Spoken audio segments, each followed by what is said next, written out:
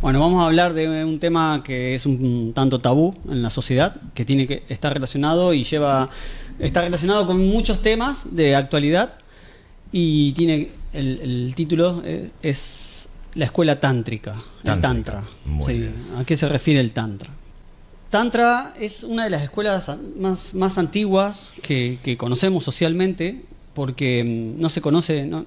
La evidencia acerca de este conocimiento va muy atrás, entre unos 3.000 a 4.000 años, según los maestros y la tradición oral.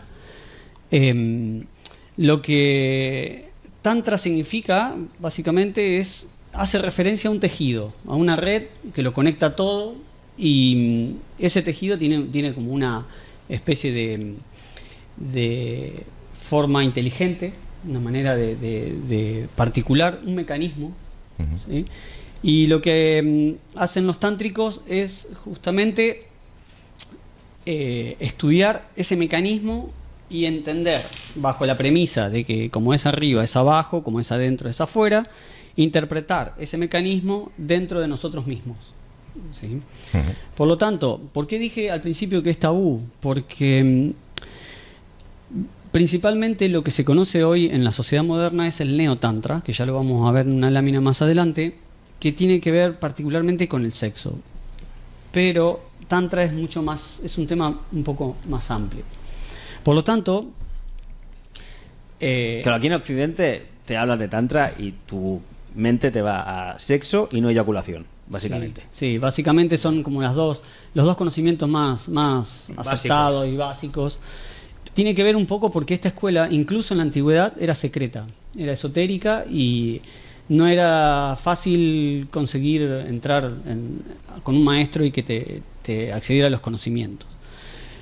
Esta escuela en realidad viene de una práctica natural, viene porque, como dije al principio, como no se sabe exactamente de dónde llega el conocimiento, a través de cuántos años, se hace referencia a la era de Satya. Recordemos que se hace un estimativo que estamos en la era de Kali. Y en la era de Satya es donde principalmente las culturas, las sociedades, es muy importante entender que narran que no había división geopolítica. Por lo tanto, no había países tales como los conocemos ahora. Entonces, la gente vagaba por el mundo libremente y cumplía con sus impulsos y con sus intuiciones, sobre todo, porque era la manera de trascender. Bueno, todos esos relatos de esa muy antigua sociedad se trasladan y se reflejan dentro de esta escuela. Entonces, a modo de introducción un poco, Tantra es uno de los 112 caminos existentes hacia la liberación del individuo. Es decir, que no es sexo, es una escuela espiritual principalmente. Y estos 112 caminos son las tradiciones que quedan hoy, que están asentadas, están de alguna manera registradas. Y Tantra se dice que es la vía más corta a la purificación del individuo y a la liberación. Liberación, perdona, porque siempre se habla de liberarte de la materia, tanto del apego al cuerpo físico como de toda la materia que nos rodea, porque sí. Esto no es lo real, ¿no? Desde la filosofía incluso hacia el placer de la vida misma, es decir, la vida terrenal, porque cuando existe el miedo en el interior, hay fuerzas que están bloqueadas, están cerradas, están negadas. Entonces, también eso, nosotros experimentamos una vida reducida, disminuida. Es muy diferente cuando esas fuerzas están viajando libremente en tu interior, y entonces vos podés acceder a nuevos niveles de placer, de alguna manera, ¿no? La vida debería ser placentera. Se supone que estamos un tiempo para que a veces es relativamente corto, a veces parece largo, a veces parece corto, y bueno, creo que todos queremos tener una buena vida plena.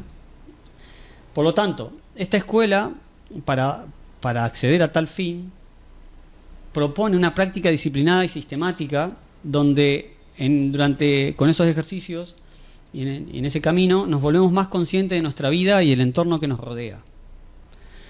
Al comprender la realidad subyacente, esa realidad que está por debajo de todas las realidades, nos movemos naturalmente hacia un estado de bienestar interior nunca antes experimentado, porque está en nuestra psiquis, en nuestra inteligencia, movernos hacia un lugar de mayor comodidad, ¿sí? Cuando no lo podemos encontrar dentro, en el interior, intentamos encontrarlo fuera. Para alcanzar ese objetivo, dentro de la escuela tántrica, se utiliza lo que se llama la energía primaria, ¿sí? Pero en el sentido inverso a la manifestación. Es decir, nosotros para establecernos en la Tierra nos asentamos de alguna manera y la liberación se produce en ese sentido inverso, como vamos a ver ahora. La encarnación tiene dos fases. Esto está explicado muy, muy brevemente. Tenemos por un lado la rueda samsara, el Tao, ¿sí? Que tenemos esta imagen acá, que como bien se ilustra muchas veces a pincel, vemos que es un círculo que no está completo. ¿Por qué no está completo? Esta imagen también se refleja en el Zen, en el taoísmo, y esto tiene que ver con un bucle que parece llegar a su final, pero en realidad propone un nuevo comienzo. Por lo tanto, el Shen, es decir, el espíritu que realmente habita el cuerpo, cuando muere, cuando llega la última gota de energía, recuperamos la realidad última, es decir, podemos ver la realidad detrás de nuestras vidas y detrás de todas las sociedades, como estuvimos hablando de los por qué, de cómo suceden estos fenómenos, y entonces en ese mismo momento se produce el último anhelo. Ese anhelo al comienzo es material y por lo tanto anhelamos volver porque es una especie de decir, cuando uno juega videojuegos y morís, pero está tan entusiasmado en el videojuego, estás tan entretenido que decís, perdí la vida y tengo la oportunidad de volver. Sí. Entonces, ahí nomás cargas de nuevo el juego y vamos a jugar otra vez. Exacto. Entonces, en el primer paso, es la acción karmática la que te conduce a la selección. ¿De qué manera vas a regresar? Y lo haces a través de la vía astral, que antiguamente los hindúes llamaban nayatras. Los nayatras tienen que ver con ese cuerpo astral que muchas veces se habla, es decir, en el cielo podría describirse como un paraguas de 12 constelaciones, y nosotros ingresamos en un momento exacto, a modo sincrónico, como si fuera el tránsito en una calle, ¿sí? O en una ciudad. Entonces, bajamos en un momento que nosotros reconocemos como el cumpleaños, y linajes, un hombre y una mujer, abren un portal, y nosotros llegamos a ese lugar. Por eso son nuestros primeros tres cuerpos, es el karmático, el astral y el linaje. Y ese linaje genera el huevo primario, que es como nos encontramos. En ese momento los tántricos dicen que nos encontramos en el cielo anterior. En ese momento el Shen, el espíritu, se reúne con esta fuerza primaria, que ya vamos a ver que es Kundalini. Dentro del cuerpo es Kundalini, fuera del cuerpo es energía primaria. También se habla de Yuan Chi para los chinos. Esa es la primera etapa. La segunda etapa es cuando nosotros vemos la luz que nos da un shock, y ahí nacemos. Entonces, el cuerpo termina de su materialización, inspiramos aire, y junto con eso aparece el cuerpo sensorial, el cuerpo mental y el cuerpo emocional. Como podemos ver en la parte 2 de la lámina, nosotros caemos en un punto, como si fuera un tablero de ajedrez, porque nosotros aterrizamos en el mundo dual. Entonces, el sentido inverso de la encarnación, ese era el proceso de encarnación, está relacionado a las fuerzas que podemos ver a través de números. Nosotros interpretamos a través de números. La energía primaria se encuentra en el canal central, ahí donde se describen los chakras en la escuela tántrica. Esta fuerza primaria se aloja en ese lugar y equivale a un océano profundo, y desde ahí salen los mares y los ríos. Entonces, las tres primeras fuerzas equivalen a la energía primaria, y luego las segundas fuerzas forman los primeros mares, que son los más fuertes que tenemos, que se llama órbita microcósmica, que es el 4 y el 5. Y 6, 7, 8 y 9 forman la órbita macrocósmica. Todo esto es la energía secundaria, es decir, la energía secundaria proviene de la energía primaria. La energía del sistema nervioso... Es como, yo por lo que estoy entendiendo, ¿verdad? Es como la energía primordial, que es de arriba para abajo, luego te está generando otra interna, y a su vez con otros vórtices está generando alrededor tuyo. Todo a la vez. Como si fuera un árbol invertido. Exacto. ¿sí? Nosotros bajamos, descendemos del cielo, se establece un tronco y de ahí todas las ramas y todos los frutos. Y así fluye nuestra energía. Y así fluye nuestra energía en sentido terrenal, es decir, mientras queremos estar acá y mientras nuestra mente trabaje en forma terrenal. Ahora, cuando nosotros queremos liberarnos o nace el anhelo de nivelarnos, de liberarnos, como dijo David, entonces hay que transitar el camino inverso. El camino inverso significa, ¿sí?, que necesitamos encauzar la energía secundaria, porque así como forma esos mares y esos ríos, también se desborda. Entonces existe una primera parte que se trata de la purificación del cuerpo y que tiene que ver con encauzar esta energía secundaria para luego despertar la energía primaria, llamada Kundalini, y poder hacerla ascender hacia la bóveda, hacia el tercer ojo que tratamos acá en un programa anterior. Bueno, nos tenemos que volver a replegar, dijéramos, ¿no? Tenemos que nos hemos tomar el expandido camino de vuelta. y de vuelta. Sí. Okay. A esto los antiguos en el Tantra se llama despertar el fuego sagrado en nosotros. ¿Cómo lo hace? Lo hace mediante prácticas en la vida cotidiana de todos los días, cómo dormimos, cómo comemos, cómo andamos, cómo caminamos. Pero también existen ejercicios físicos especiales, existe una alimentación, existe el baile a través de la meditación, mantras, posturas, maituna y un montón de ejercicios más que tienen que ver con estas dos partes, una de la purificación y una de la liberación. La escuela tántrica tiene diferentes caminos, que muy resumidamente podemos decir que son 4.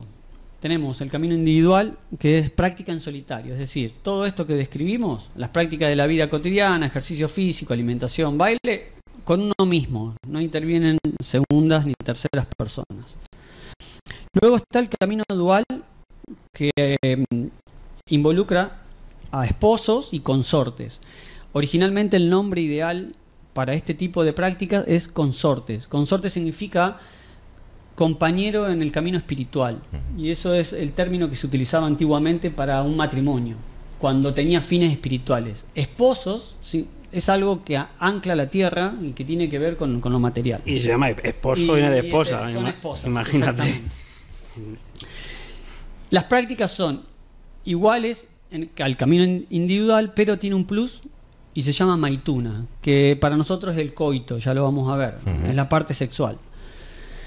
Luego está el camino libre. En el camino libre ya no se llaman consortes, no son esposos, sino que simplemente son tántricos. Es decir, en el camino libre existe todo lo demás, existe el maituna y también existe un entrenamiento especial. ¿Por qué? Porque el tántrico tiene relaciones sexuales con diferentes personas, ya no es con su propia esposa o su propia pareja, sino que tiene una sexualidad libre. Sí, abierta. Pero estoy entendiendo que hay 4 caminos, no significa que tengas que transitarlos todos, simplemente cada uno puede llegar al mismo punto, pero por uno. Exactamente, todos empezamos en el individual y cada uno después se decanta en el que más siente. Esto es algo que se siente, viene desde adentro. Finalmente está el camino oscuro, que involucra la magia y la brujería, que están todas las prácticas anteriores, más fórmulas de hechicería. Básicamente el maituna, las relaciones sexuales, se hacen con seres que se llaman y se convocan desde el bardo, o del inframundo incluso. Por eso se llama tantra oscuro, tantra negro, recibe el nombre. Es decir, que la gente tiene sexo con entidades del más allá. Y para eso hay que... Bueno, existe la posesión y un montón de... Bueno, todo eso está descrito por civilizaciones súper antiguas. Totalmente. Lo tanto, algo habrá, más allá de que lo puedas ver después con tu moral, pues bien o mal, pero al final son cosas que están desde esto viene los tiempos. De mucho tiempo atrás. Sí. Y no solamente es de India, porque si bien Tantra es de la India, también en China y otros países se ha practicado este tipo de entrenamiento. Se pueden tener sueños, ¿no? Que parecen muy reales, incluso llegas a interactuar. Y cuando te despiertas, a veces uno se puede hasta despertar que incluso haya eyaculado, ¿no? ¿Cuánta gente le ha pasado esto? Porque ha vivido una experiencia muy real. Y quien digo en este sentido, también en otros, ¿eh? O sea, de miedo, de otras circunstancias. Total. Claro, porque el mundo sutil lo atraviesa todo, entonces está en todas partes. Entonces, esos son los caminos tradicionales. Tenemos los caminos modernos, como dijimos.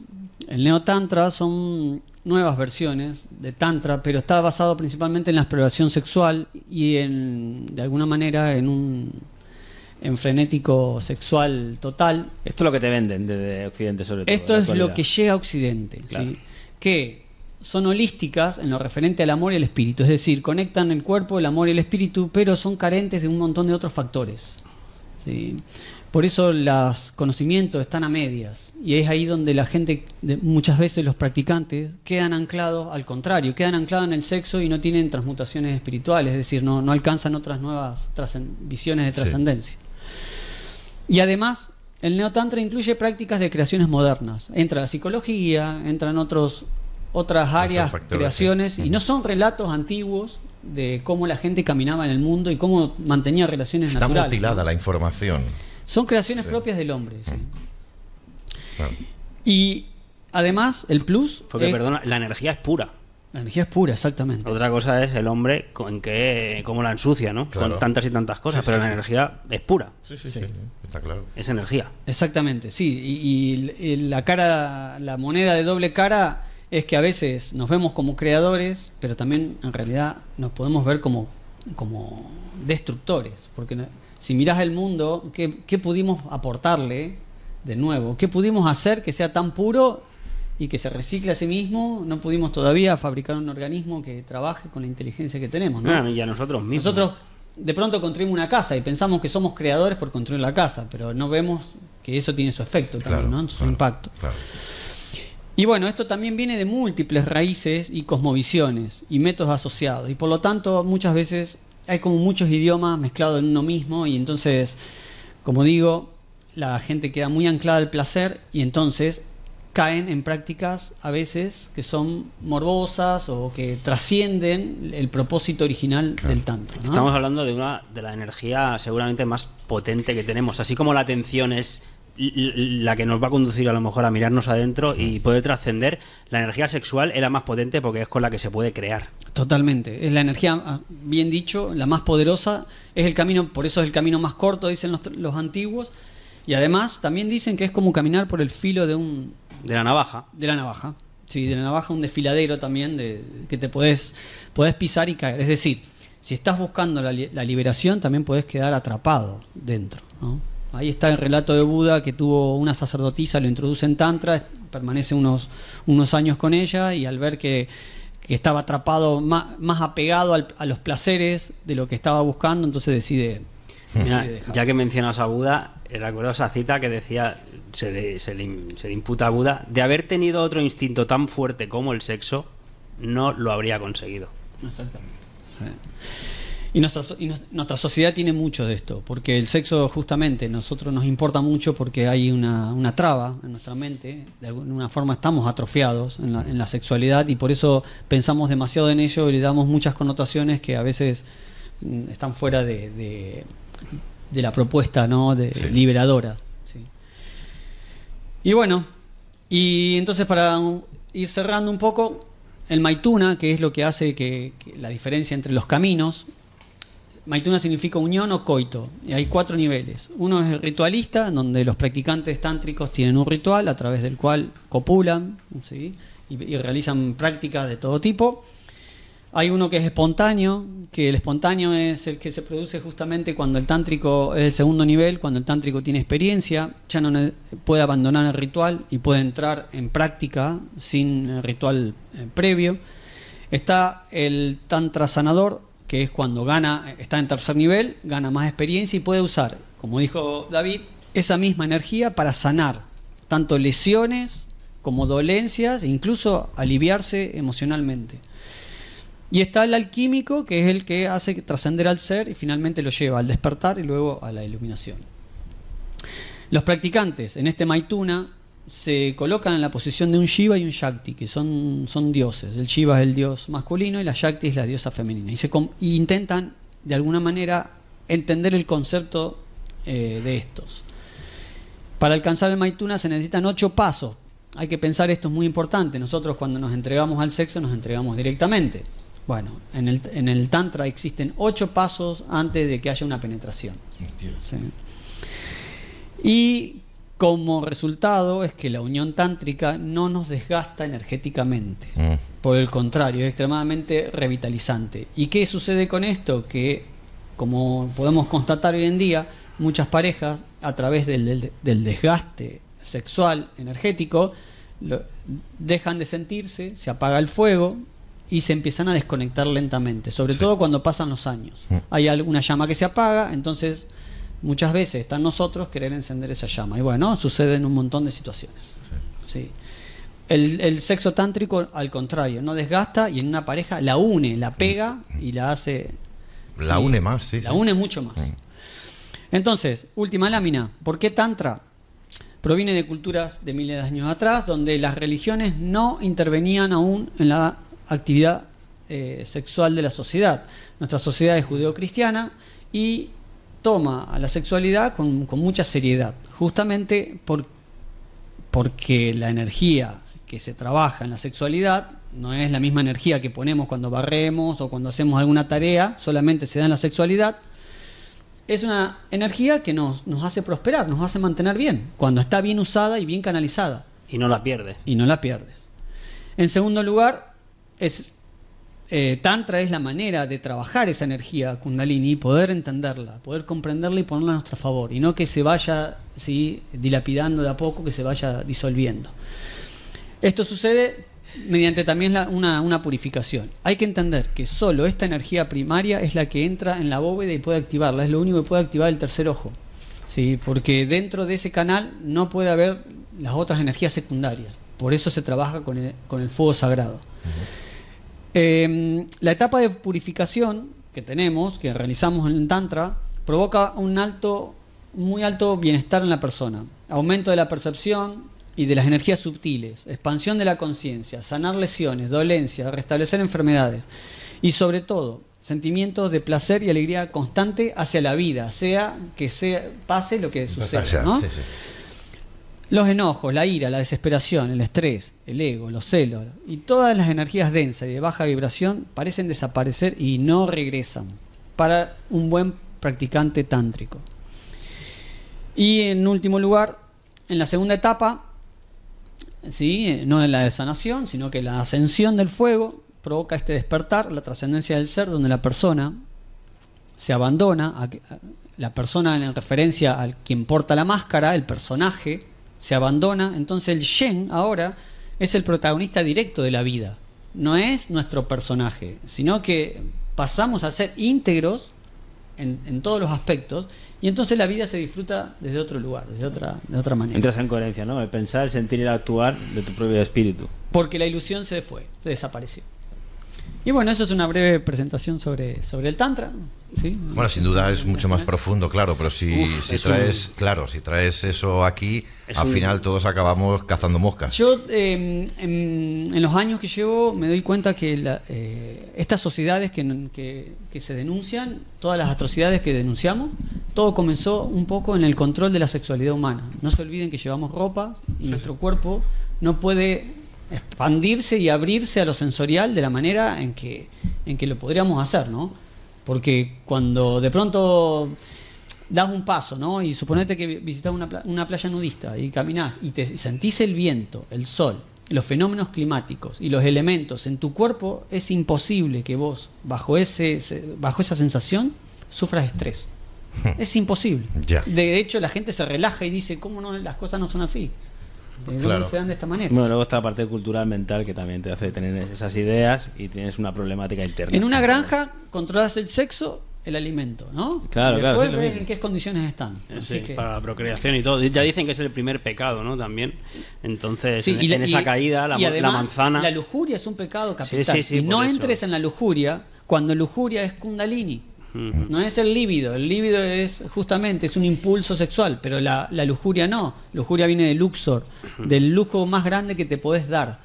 Esa es la palabra lujuria. Que justamente en Egipto así le llamaron Sí, a los templos. Sí, sí. Es un tema que daría para muchísimo. Este es un tema muchísimo. que sí, fueron 10 láminas nomás, pero es un tema para hablar. No es algo tampoco baladí, ni mucho menos, y capaz que estamos hablando de lo más importante al final, porque también es para trascender, ¿no? E insisto, esa energía más importante que tenemos, porque es la única creadora, la única que puede crear algo, vida, la propia energía sexual. Los tántricos lo hacen para tener gozar una buena vida y poder trascender Sí, finalmente. es como el amor, un estado interno. Igual Sí, que la el amor muerte. cobra una dimensión nunca antes experimentado. Igual que la muerte, el sexo viene a ser tabú también en la sociedad, ¿no? Yo me acuerdo cuando estudiábamos Gnosis que nos hablaban de la piedra de tropiezo y roca de escándalo, hablando precisamente de esa piedra. Se dice que Pedro, que es patar, es piedra. Sobre esta piedra construirás mi iglesia. No, te explicaban sobre esa piedra que era el sexo de alguna manera, el yesod, para levantarlo. Y se hablaba del fuego sagrado, de no derramar el vaso de Hermes, ellos te decían, ¿no? Entonces, son alegorías, maneras de explicar al final lo mismo, algo tan trascendente y, insisto, creo que tan importante. Pero bueno, ahí cada uno también. Muchas gracias por traer el tema. Yo digo que el buen sexo está vedado. Sí, está vedado. No sé, antes las abuelas, las madres enseñaban a sus hijas y los padres y abuelos enseñaban a sus hijos porque sabían que la felicidad del ser humano dependía mucho de ese tipo de energías que estén bien acomodadas dentro del cuerpo y nuestra cabeza, ¿no? Joder, pues muchas gracias por traer este tema sin duda. encima de la mesa, aunque haya sido un esbozo. Por la invitación. Sin duda. Siempre gracias a ustedes.